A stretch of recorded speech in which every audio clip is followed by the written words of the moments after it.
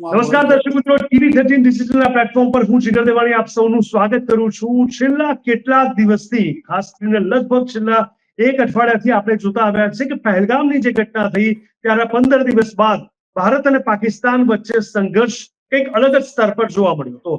અને એમાં પણ છેલ્લા 4 દિવસ જે સ્થિતિ થઈ એ લગભગ એવું કહી શકાય કે યુદ્ધ ડિક્લેર તો નહોતું થયું, પણ યુદ્ધ કરતા ઓછું પણ ન કહેવાય, ઓછું પણ આંકી ન શકાય એવી સ્થિતિનું નિર્માણ થયું હતું. પબ્લિક સેન્ટિમેન્ટની વાત કરવામાં આવે અને લોકોની વાત કરીએ, ખાસ કરીને જમ્મુ કાશ્મીર, રાજસ્થાન, પંજાબ અને ગુજરાત બોર્ડરના ઘણા બધા લોકો ઘણી બધી રીતે ચિંતામાં હતા. ક્યાંક કહી શકાય કે મોક ડ્રીલ પણ અહીંયા કરવામાં આવી અને બ્લેકઆઉટ થાય તો શું કેવી રીતે ધ્યાન રાખવું એની પણ વ્યવસ્થા સરકારે સમજાવી અને વાસ્તવમાં મોટાભાગના શહેરોમાં બ્લેકઆઉટ જેવી સ્થિતિનું નિર્માણ પણ થઈ ગયું હતું. છેલ્લા 2 દિવસથી એવું લાગતું હતું કે કોઈ પણ ક્ષણે કંઈ પણ થઈ જાય, પરંતુ અમેરિકાએ આ વખતે મધ્યસ્થી કરી છે અને અમેરિકાની મધ્યસ્થી બાદ ભારત અને પાકિસ્તાન સીઝ ફાયર માટે તૈયાર થઈ ગયો છે અને યુદ્ધ માટે આ જે સંઘર્ષ છે એ સમાપ્ત થઈ ચૂક્યા હોવાની ઓફિશિયલ ડિક્લેરમેન્ટ બંને દેશો તરફથી થઈ ગઈ છે. આ જ મુદ્દા પર આપણે વધારે વિગતવાર ટેકનિકલી સમજીશું TV13 ના એડિટર દીપક રાજાણી પાસે. દીપક સર, સ્વાગત છે આપનું. ભારત અને પાકિસ્તાન પર આપણે TV13 ને પણ જે રીતે રાત દિવસ મહેનત કરીને તમામ ઓથેન્ટિક ખબર, કોઈ પણ ખોટી અફવા ન ફેલાય, કોઈ પણ પ્રકારનું વધારે પડતું એક્સાઇટમેન્ટ ના થાય, એક્ઝેગરેટ કર્યા વગર દરેકે પડે પડની વિગત દરેક સેકન્ડ જ્યારે આપણે દર્શક મિત્રોને આપતા હતા, આપણે પોતે પણ કદાચ નહોતું વિચાર્યું 2 કલાક પહેલા કે આવી સ્થિતિનું નિર્માણ થશે અને અચાનક ઘીના ગામમાં ઘી આવીને બધું ઠરીઠામ થઈ જશે. કેવી રીતે જોવો છો યુએસની આ મધ્યસ્થીને? બિલકુલ જીગર, અમેરિકાએ બહુ મોટો રોલ પ્લે કરીને ભારત અને પાકિસ્તાનને નજીક લાવીને એક સીઝ ફાયરનું બહુ મોટું કદમ લીધું છે. અને ખાસ કરીને ગત મંગળવાર રાતથી જે રીતે એક અશાંતિ, અજંપા ભરી જે સ્થિતિનો અનુભવ આપણે લોકોને પણ થયો, એ અજંપા ભરી શાંતિ એકદમ બધાને હલબલાવી નાખ્યા. 140 કરોડ દેશવાસીઓના મનમાં સવાલ, અને ખાસ કરીને પહેલગામની ઘટના પછી જે દેશવાસીઓમાં જે ગુસ્સો હતો, એ ગુસ્સાને કેન્દ્ર સરકારે બહુ આગળ વધાર્યો અને જડબાતોડ પાકિસ્તાનને જવાબ આપ્યો. પાકિસ્તાનને ધૂળ ચાટતું કરી દીધું, પાકિસ્તાનને ધોબી પછડાટ આપી. પાકિસ્તાનની જે સ્થિતિ છે એ સ્થિતિથી બિલકુલ ભારતે એને વાકેફ કરી દીધું અને છેવટે પાકિસ્તાનને અમેરિકા પાસે જવું પડ્યું. અને અમેરિકાએ ખૂબ જ મોટો રોલ પ્લે કર્યો. અને છેલ્લા 1-2 દિવસની મહેનત પછી તમામ મુદ્દાઓ પર સર્વસંમતિ સધાઈ ગયા બાદ આજે સાંજે 5 વાગ્યાથી સીઝ ફાયર અમલમાં આવી ગયું છે. એટલે સંઘર્ષ વિરામ કહી શકીએ, યુદ્ધ વિરામ કહી શકીએ, શસ્ત્ર વિરામ કહી શકીએ. ઓવરઓલ જોઈએ તો જે અજંપો હતો એ અજંપો નીકળી ગયો. અને મને એવું લાગે છે કે ભારતે જબરજસ્ત કૂટનીતિ, રાજનીતિ, વિદેશ નીતિ, તમામ નીતિઓ અખત્યાર કરીને આતંકવાદનો અંત લાવવા તરફ દિશામાં જે પહેલ કરી હતી એ પહેલને સફળતા મળી છે.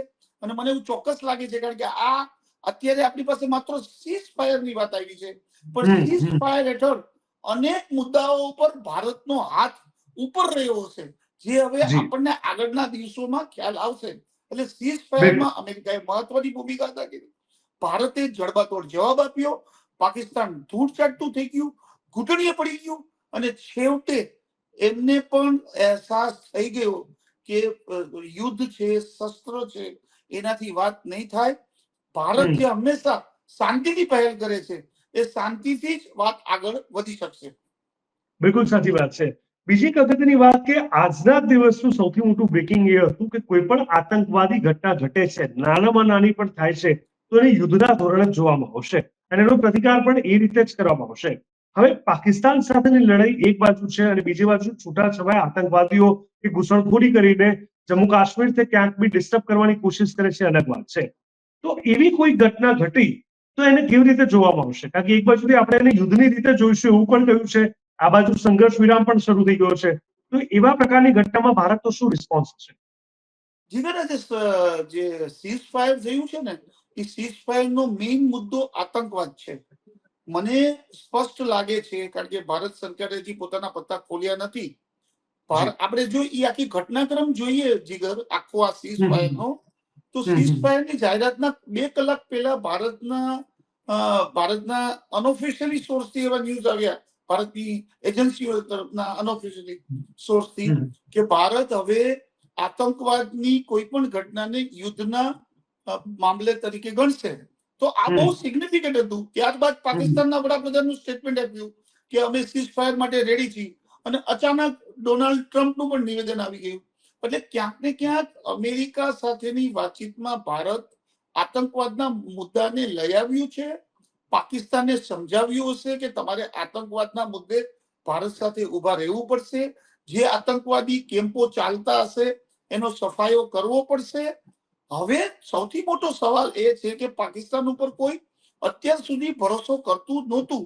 પાકિસ્તાન દેશ ભરોસાને લાયક દેશ નથી. અનેક વખત એને પીઠ પાછળ ખંજર માર્યા છે. હવે અમેરિકાની મધ્યસ્થીથી પાકિસ્તાન સરખું ચાલશે, સખણું ચાલશે, વ્યવસ્થિત ચાલશે, એ સવાલ છે.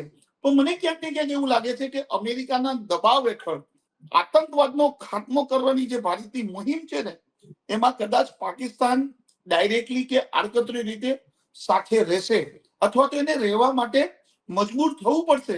પહેલગામની ઘટના પછી પાકિસ્તાન ઓક્યુપાઈડ કાશ્મીરમાં જે રીતે એટેક કર્યો અને અનેક આતંકવાદીઓનો ખાત્મો બોલી ગયો છે, એવું મને લાગે છે કે સિક્રેટ ઓપરેશનોથી આતંકવાદીઓનો ખાત્મો બોલાવવાની ઝુંબેશ ભારત ચાલુ રાખશે અને પાકિસ્તાનને સાથે રહેવું પડશે. ભારતે જે રીતનો પ્રહાર કર્યો હતો પાકિસ્તાન ઉપર, ભારતને પીછેહટ નહોતી કરવાની, પીછેહટ પાકિસ્તાને કરી છે. તો પાકિસ્તાન જે ભારતના મુદ્દા છે ને એને ડાયરેક્ટલી ઇનડાયરેક્ટલી સમર્થન કરશે. હવે જોવાનું એવું છે, જો પાકિસ્તાન ફર્યું તો તમે સમજી લો પાકિસ્તાન મર્યું. એવા શબ્દો પ્રયોગ નો ઉપયોગ કરું છું, કારણ કે આ આખી વાત છે એ અમેરિકાના મધ્યસ્થી થયા પછી થઈ છે. એટલે પાકિસ્તાનને હવે આપણને જવાબ નહીં આપવો પડે, મહાસત્તાને પણ જવાબ આપવો પડશે. બિલકુલ સાચી વાત છે. એટલે પાકિસ્તાન માટે હવે કોઈ પણ પ્રકારે હવે કોઈ પણ નાનકડી ચૂક પણ એ લોકોને એની બહુ મોટી કિંમત ચૂકવવી પડશે, જે રીતે તમે વાત કરી. બીજી અગત્યની વાત છે કે વાત ભારત અને પાકિસ્તાનની હતી, એટલે સ્વાભાવિક રીતે ઇન્ટરનેશનલી પણ કયા કન્ટ્રી કોની સાથે ઉભા છે એના પર પણ બધાની નજર હતી જ. શું એવામાં નથી લાગતું કે તુર્કી અને અઝરબૈજાન, જે કહી શકાય કે જેની ક્ષમતા ખૂબ ઓછી હોવા છતાં પાકિસ્તાનનો સાથ આપ્યો છે, ભવિષ્યમાં આ ભૂલ એમને હવે ભારે પડી શકે છે? કારણ કે એમનું વલણ છે એમને સ્પષ્ટ કરી દીધું પાકિસ્તાન તરફ. તો ભારત સાથેના સંબંધોમાં પણ કંઈક બદલાવ આવશે એ બંને દેશોમાં? જો જે દેશોએ ભારત વિરુદ્ધ પાકિસ્તાનને સપોર્ટ આપ્યો છે, એમાં તુર્કી ને બીજા દેશની તમે જે વાત કરી એ બહુ નાના દેશો છે. સૌથી મોટો દેશ હતો ચાઇના. પણ ચાઇના આપણી સાથે સંબંધ એટલા માટે નહીં બગાડી શકે જીગર, કે ચાઇનાનું ખૂબ મોટું માર્કેટ ભારતમાં છે. બીજું, નરેન્દ્ર મોદી જે વિદેશ નીતિ ખૂબ સફળ થઈ છે, એમણે અમેરિકા સાથેના પણ સંબંધો સારા રાખ્યા છે અને ચાઇના સાથે પણ સંબંધ સારા છે. ચાઇના ક્યાંય ડાયરેક્ટલી ભારત પાકિસ્તાનના સંઘર્ષમાં સામે નથી આવ્યું. ઇનડાયરેક્ટ વેમાં એને કદાચ પાકિસ્તાનને સપોર્ટ કર્યો છે. આ ચોક્કસ ભારત તુર્કી સહિતના દેશો સાથે ભવિષ્યમાં સંબંધો કેવા રાખવા, કેટલી હદે નિકટતા રાખવી, કેટલી દૂરી રાખવી, એનો 100% ભારત અભ્યાસ કરશે. પણ ચાઇનાનો જે ડર હતો, દરેક જગ્યાએ ચર્ચા થતી હતી, એવું નથી થયું. એ આપણી એક સફળ વિદેશ નીતિનો એક સંકેત છે. હવે ઓવરઓલ મુદ્દામાં જો આપણે ચર્ચા કરીએ તો સીઝ ફાયર થઈ ગયું છે. સીઝ ફાયરની લગતી તમામ બાબતો હવે એક પછી એક જાહેર થશે ત્યારે આપણને ખ્યાલ આવશે કે પાકિસ્તાનનો કોલર આપણે કેવી રીતે પકડ્યો હતો. કોઈને કોઈ મુદ્દા ઉપર ભારતે આતંકવાદના મુદ્દે એમને બેકફૂટ ઉપર લાવ્યું જ હશે, જેના હિસાબે જ ભારત સીઝ ફાયર માટે એગ્રી થયું છે. અને મેં અગાઉ કીધું પ્રમાણે કે ભારત સાથે લડવાની વાત નથી. હવે તો અમેરિકાએ મધ્યસ્થી કરી છે, તો અમેરિકાની જવાબદારી છે.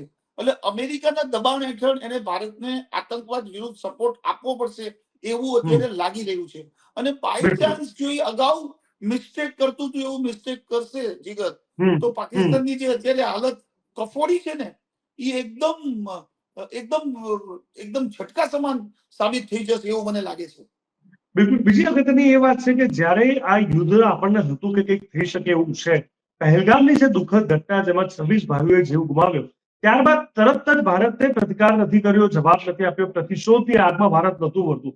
15 દિવસ જેટલો સમય લીધો અને ખૂબ જ ટેક્ટફુલી એક પછી એક સ્ટેપ લીધા. કૂટનીતિક જે આપણે કહેતા હોઈએ છીએ, પહેલા તો સિંધુ જળ નદી કરાર કેન્સલ કર્યો, ત્યારબાદ પાકિસ્તાની જેટલા પણ વિઝિટર હતા એ લોકોને ત્યાં મોકલ્યા, ત્યારબાદ એ લોકોના પણ જેટલા ડેલિગેટ્સ હતા એ લોકોને ત્યાં જવાનું કહી દીધું. તો એ જેટલા પણ સ્ટેપ્સ લેવામાં આવ્યા છે આ આખી 2 દિવસની ઘટના પહેલા, શું એ પાછા લેવામાં આવશે? શું એમાં કોઈ બદલાવ આવશે? કારણ કે એ બધા મોટા ડિસિઝન હતા. જો ભારતે બહુ સ્ટેન્ડ ક્લિયર કરી દીધું છે, સિંધુ જળ નદીનો જે આખી બાબત હતી સ્થગિત જ રહેશે. હવે જે બીજા ડિપ્લોમેટિક પગલાઓ લીધા છે એ એક સીઝ ફાયર થયું છે, એના ભાગરૂપે કદાચ આ પગલા પાછા ભારત લઈ શકે એમ છે. તો જે પહેલાનો વ્યવહાર હતો એ વ્યવહાર પુનઃસ્થાપિત થવાની પૂરી સંભાવના છે. પણ હજી તો શું છે, બહુ પ્રીમેચ્યોર સમાચાર આવ્યા છે. અત્યારે સંઘર્ષ અટકી ગયો છે. સંઘર્ષ પછી જે ડાયલોગ સાથેના જે બધા મુદ્દાઓ નક્કી થશે, કદાચ એવું પણ બને કે ભારત અમેરિકાએ એક પ્રપોઝલ આપી હોય કે અત્યારે સીઝ ફાયર કરી દો, બાકીના મુદ્દા સાથે અમેરિકાના પણ કોઈ પ્રતિનિધિ બેસશે અને ત્યારબાદ બધી ફોર્મ્યુલા ઘડાશે. જીગર, તો આ બધી વસ્તુ શું છે, મેઇન સંઘર્ષ વિરામ એ મેઇન મુદ્દો છે. બાકીના જે બધા પગલાઓ લેવાયા છે એ સમીક્ષા માટેના પગલાઓ છે. તો સમીક્ષા થયા પછી એમાં ફેરવિચારણા થઈ શકે.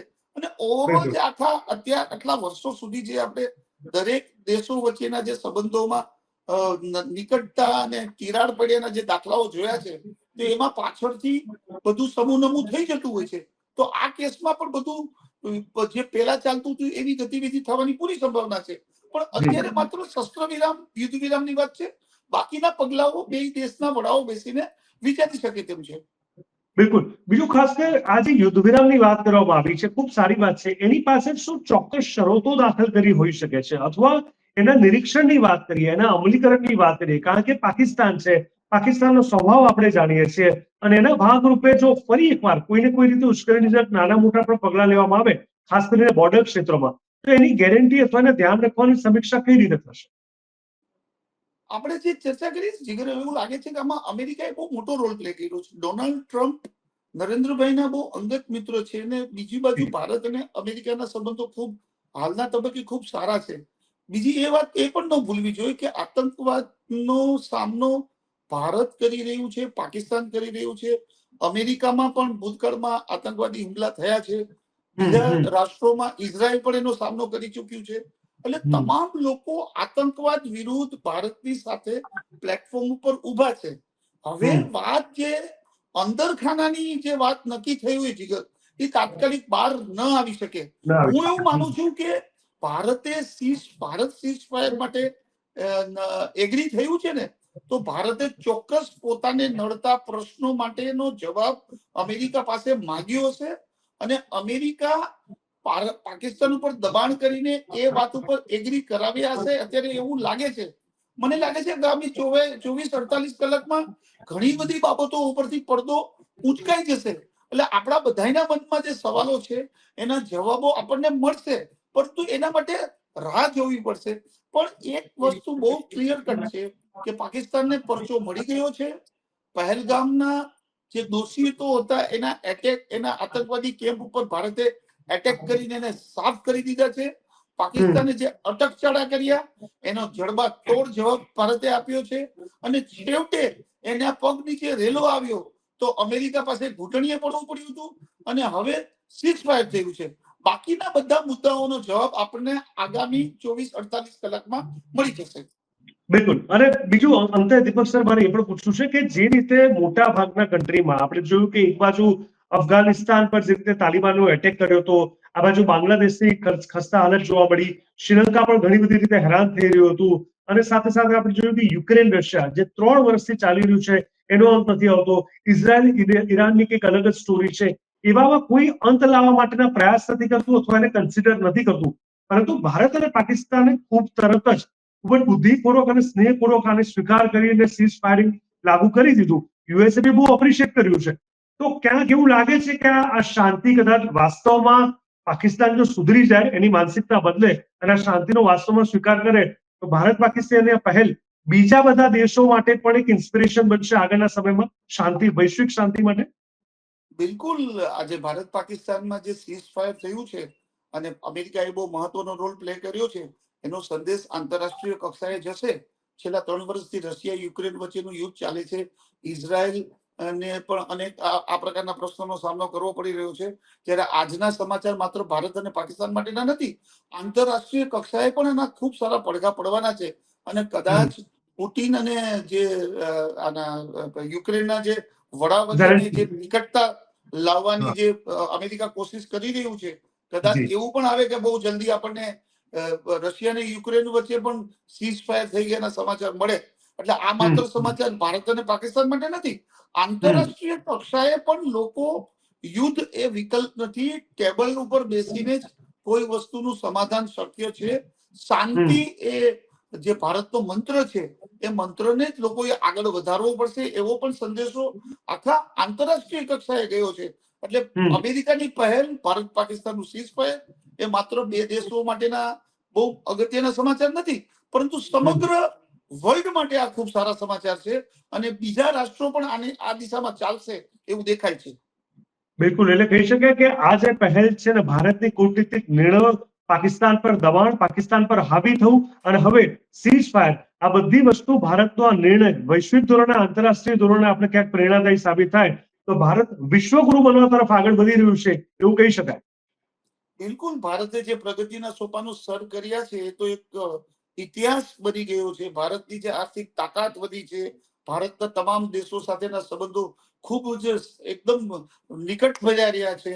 ભારતની પહેલ, ભારતની બીજા બધા બિઝનેસો, બીજા બધા કન્ટ્રીઓ સાથેનો બિઝનેસ અને ભારતનો જે જીડીપી દર ઉપર જઈ રહ્યો છે, એ જોતા 100% ભારત વિશ્વગુરુ બને અથવા તો ભારત વિશ્વના જે દેશોમાં ખૂબ જ મોખરાનું સ્થાન હાંસલ કરે એવા તો ચિહ્નો દેખાઈ જ રહ્યા છે. અને ભારત જે રીતે આંતરરાષ્ટ્રીય કક્ષાએ પોતાનો રોલ પ્લે કરી રહ્યું છે, અને ખાસ કરીને જે 10 વર્ષનો જે આ સમયગાળો નરેન્દ્રભાઈનો રહ્યો છે, એમાં એક પછી એક વિદેશ નીતિમાં આપણી વિદેશ નીતિ વધુ મજબૂત બની રહી છે.